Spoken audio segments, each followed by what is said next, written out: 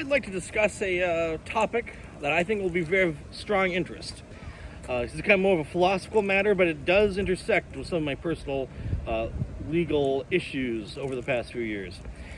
What I find most interesting to discuss here, and I think what we'll discuss today, is the issue of law versus community, or perhaps more properly, communityism. This is one of the issues I discussed while serving as a trustee at the Texas State Museum of Asian Cultures. I think it was a very fascinating discussion. And now this is one of the few areas where Nicholas Medina, my somewhat questionable colleague and board president, nonprofit colleague, suggested that he actually had some astute background beyond just being a street enforcer. And he went into the concept of law versus community. And in his view, I would describe his view of community as being more of an ideology called communityism. Not quite community as I would typically use the term, but that's how a lot of people do use the term, I think, nowadays. I've met people in other American cities who seem to have seem to be somehow on board with some aspects of communityism. So anyways, the communityist approach, as Nicholas Medina pointed out, is very different from the law approach. There's a lot more emphasis on what is natural, in theory. Law is a little bit more about having straightforward rules people can follow. Law versus community. And in my viewpoint, I'm definitely on the side of law. Nicholas Medina was very astute here. I think he made a very good analysis of the situation here. This was a very interesting conversation. It was actually, I think, early March of 2023, right before the weird events leading up to my mother's official death happened. But I think this was a very astute analysis. And I take the law side. I'm not a communityist. I do like the idea of community and of communities, rural communities particularly, but I kind of question the entire communityist perspective entirely. I don't tend to see community as racially defined or necessarily ethnically defined. I particularly don't believe community can supersede law. And law I think is very important. Community-ism can have a strong tendency towards mob issues. Even southern white rural communities had extreme tendencies towards mob violence and racism, as we know. I would tend to say it is a serious problem in that regards. I mean, that's what everyone acknowledges. But community in general can still have certain tendencies. The whole community can develop some weird attitude towards something. One of their people is really uncomfortable and everyone takes a side. It might not be the same exact issue as white racism in the South, but there can still be issues. Also, I feel like there's in contemporary community watch organizations, there's an inappropriate national security approach towards non-national security matters. Ordinary life in America, whether it's murder, rape, strange statements, mob violence, is not a national security concern. I think the approach should not be identical to a national security approach. It should be a legal approach, a courtroom approach, possibly even sometimes a military approach. But it should be out in the open. We shouldn't have people switching identities. We shouldn't have people using covers to deal with domestic community concerns. Law avoids that problem. Besides undercover police, for the most part, when things finally hit the courtroom, it's open court, it's public record, people are on the record, and it's supposed to be factual. Law has clear standards. There's clear answers in the public court. Everyone knows the answer. You can find the records, online court records. You can see it for yourself during public viewings. There's less privacy. I mean, if you're discussing something like incest, it's going to have to be discussed publicly if it's going to be handled by law. Otherwise, it wouldn't be law. It would be either some kind of secret trial. Typically see more in questionable countries like North Korea, to be frank. or it's going to be very rarely in America for espionage matters, some German spies. Also, of course, law is vulnerable to one key flaw. It is vulnerable to perjury. People perjure themselves, that undermines law. You no longer have a valid court record. If a judge can detect that, that will often shut down a trial. And it's vulnerable to political operations that commit perjury. I mean, it's very hard to avoid that. If it's getting in that direction, I mean, that's what's going to happen. Obviously, you need good quality, rigorous law enforcement, modern evidentiary standards. Probably, if it exists, gateway training for police detectives.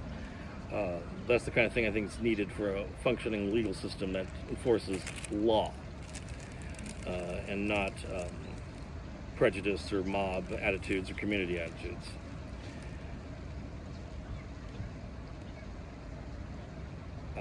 This is just an example. Actually, Japanese police, in my experience, seem to be somewhat professional, at least superficially. And they basically will sit down, hear you out often, or they'll just refuse to have the conversation. Recently, in Daikanyama, they just didn't want to have the conversation.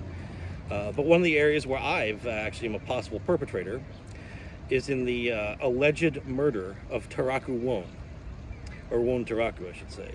Alleged. Nicholas Medina alleged that in conversation, that I may be somewhat responsible for something happening to him. I have discussed with Japanese police, didn't get a strong answer on that. I may be either guilty of incitement to murder or accessory to murder, based on a private conversation I had with my mother in 2015. I don't know who my mother would have repeated that to. Don't know what her personal connections genuinely were. Certainly allegations have been made to me that she had connections to Polish intelligence. I don't know if that was meaningful in any way, but although the Japanese police may have been semi-professional, the FBI felt like they were not. I felt unprofessional. This is one issue I've had with the FBI. It's a minor one. I mean, obviously, I'm somewhat grateful not to be prosecuted, in some respects. But I am aware that victims tend to like seeing people go to prison, even if they can't get the death penalty for me, which I think would be unreasonable. I can see how prison would be considered positive for the victims, assuming there are victims, assuming this case even happened, which we don't know. But assuming Taraku Uon was in fact harmed, and he was genuinely a Japanese person with Japanese family members who were concerned about this harm, and again, big caveat, I harmed, my statements led to the actual real person's harm, not led, to something else, or just someone being asked to exfiltrate or something, but actual harm to a person. There's reasonable approach here. However, the FBI made a very strange argument in conversation with me, that since Uon could be considered a person who is a rorikon, as one might say, part of my annoyance with his drawings when I was a teenager, therefore, they would not investigate. I find that a bit unprofessional. And that is one area where law can break down. If law enforcement has some kind of ulterior standards besides law enforcement, they think so someone is whatever, a bit weird, so we're not going to enforce the law. It's okay if Taraku Uon gets murdered or threatened. If that's the evidentiary standard for investigations, you don't really have functioning law enforcement. You don't have law. That really undermines things, in my opinion. And that is an area where I find FBI and professionalism to have, at this point, undermined the law.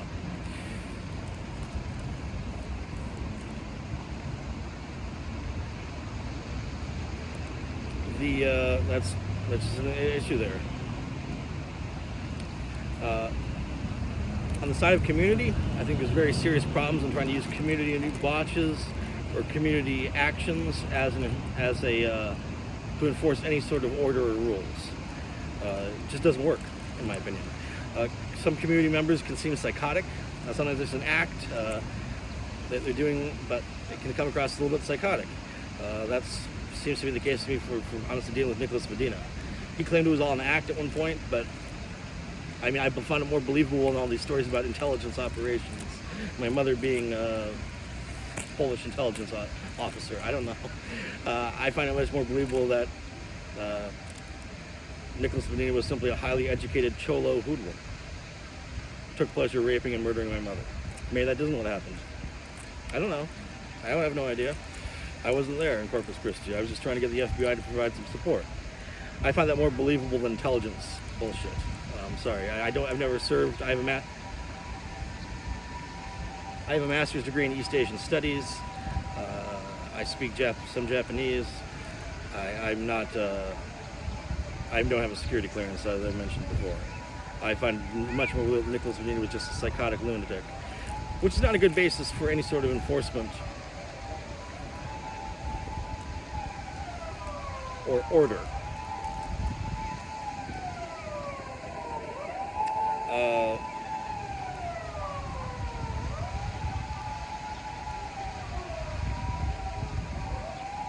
It's a car. Oh, it's a doctor. That's a medical doctor. Yes. And an ambulance. Yeah.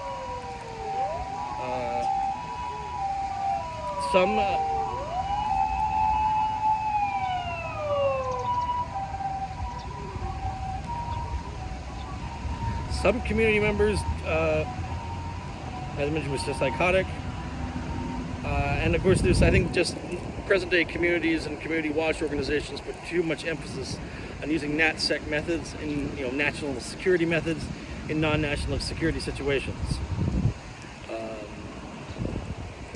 It's certainly not appropriate. Once it gets to the level of something that can't be handled inside the home, it's a legal matter.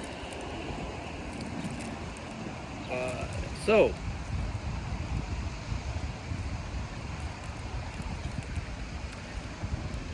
in this relatively cantankerous debate, although less cantankerous than others in my experience as a nonprofit board member, I think the balance is clear on the side of law. Get clear outcomes, just outcomes. No one gets killed over an insult through systems of law, unless it's a religious insult. You're violating laws against, I forget what that term is called, laws against blasphemy. That might be an area where you do die for an insult, but that's an exceptional set of law. Law is legible. Law provides victim support. This is something that this is not something that can be done by a community watch organization easily. Victim support is something law enforcement, courts can provide for very extensively. To a degree I think you just will not find inside any sort of community organization. I mean, there's just, for a community organization to really enforce things seriously, it would have to get to the level of being effectively a state, and effectively it would just be a law. At that point it would simply be enforcing law. So I think communities cannot really provide good victim support.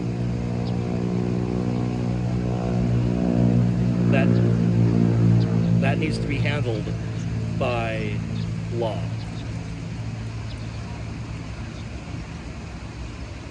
And of course, intelligence agencies seem to be very similar in certain respects to community watch organizations. However, there's a big difference here.